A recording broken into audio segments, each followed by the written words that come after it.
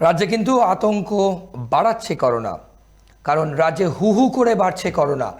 300 পেরিয়ে গেল সংক্রমণ। গত 24 ঘন্টায় আক্রান্ত 44, দেশে আক্রান্ত 3961। নতুন করে আক্রান্ত হয়েছে 203 জন। বাংলায় গতকাল ছিল 287, আজ 44 জন বেড়ে হয় 331। করোনার করাল গ্রাসে ফের জেরবার দেশবাসী। লাফিয়ে লাফিয়ে বাড়ছে আক্রান্তের সংখ্যা। আগেই দেশে করোনা 3000-এর গণ্ডি ছাড়িয়েছিল, এবার আক্রান্তের সংখ্যা 4000-এর দোরগোড়ায়। প্রায় প্রতিটি রাজ্যেই করোনা সংক্রমণের খবর মিলেছে, পিছিয়ে নেই বাংলাও।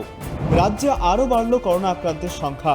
রবিবার পর্যন্ত পশ্চিমবঙ্গে মোট আক্রান্ত 301 জন।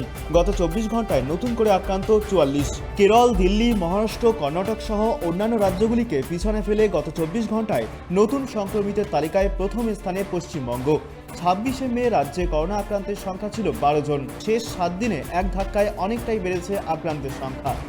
এক সপ্তাহে নতুন করে করোনা আক্রান্ত হয়েছেন 319 জন। দেশে করোনা আক্রান্তের সংখ্যা 3758 থেকে বেড়ে হয়েছে 3961 জন। গত 24 ঘন্টায় নতুন করে করোনা সংক্রমিতের সংখ্যা 203 জন। 4 জনের মৃত্যু হয়েছে। দেশে করোনা সংক্রমণে মৃতের সংখ্যা বেড়ে হলো 32। 2019-এর পর নতুন করে করোনার চোখ রাঙানিতে আতঙ্কের পরিবেশ তৈরি হয়েছে।